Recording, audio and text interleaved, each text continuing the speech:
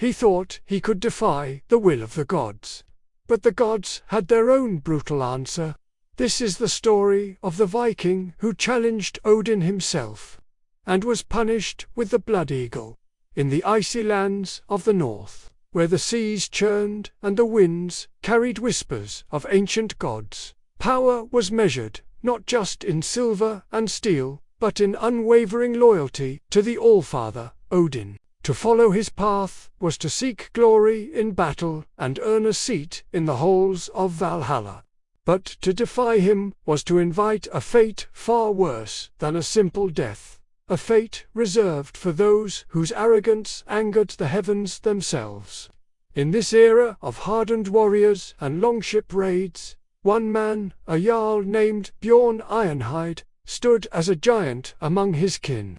His axe was feared, his voice commanded respect, and his ambition knew no bounds. He had conquered lands, amassed treasures, and earned the loyalty of 1,000 spears. Yet, it was not enough. He believed his own strength, his own will, was a force greater than any prophecy or divine decree. Bjorn's defiance began subtly.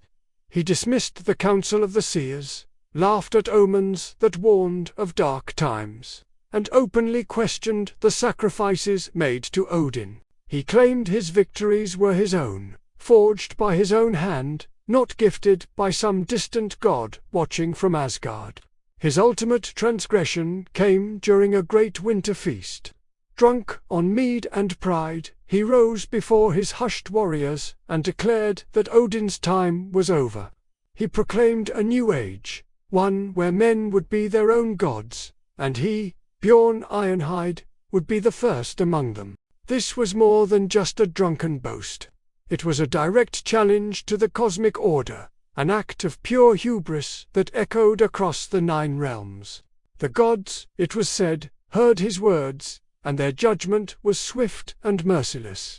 When a rival king, a devout follower of Odin, launched a surprise attack on Bjorn's stronghold, his men fought with a divine fury. Bjorn, the great challenger, was overwhelmed, captured, and dragged in chains to face his punishment. The sentence was declared not by a mortal king, but as if whispered on the wind from Odin himself, the blood eagle.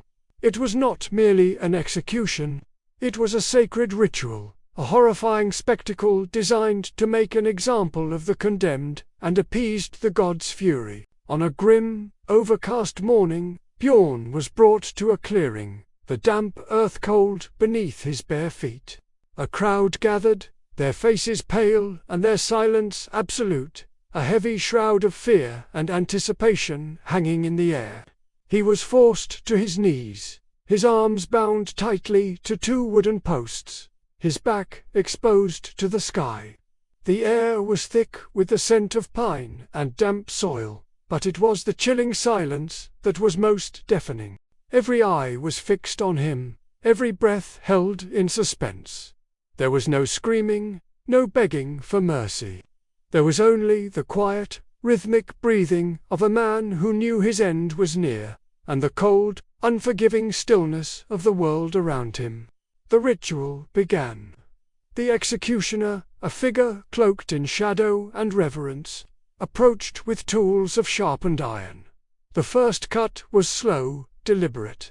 The sound of a blade slicing through skin and muscle was a sickening tear in the fabric of the morning's silence. A line was carved down Bjorn's spine, deep and precise. Then, with methodical brutality, the executioner used an axe to sever each rib from the spinal column. The sharp crack of breaking bone echoing through the petrified crowd. The air filled with the coppery smell of blood as the back was laid open, a grotesque parody of anatomy. The moment of ultimate horror arrived. The executioner reached into the raw, gaping cavity and carefully, painstakingly, pulled Bjorn's lungs out from his body while his heart still beat. They were draped over his shoulders, glistening and red, rising and falling with his final agonized breaths. They resembled a pair of bloody, folded wings.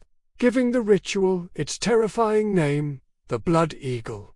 But listen closely, for this is where the legend twists into something darker. As the life faded from him, as his lungs fluttered their last on his shoulders, a strange thing happened. Bjorn Ironhide, the man who defied a god, did not scream. He did not weep or beg.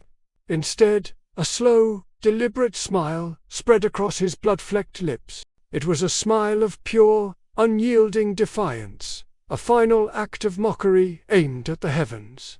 He had faced the gods' most horrific punishment, and showed them not fear, but contempt.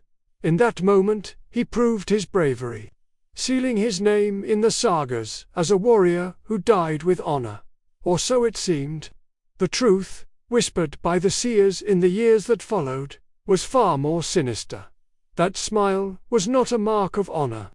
It was a curse. By refusing to show fear or repentance, by smiling in the face of divine retribution, Bjorn had not triumphed.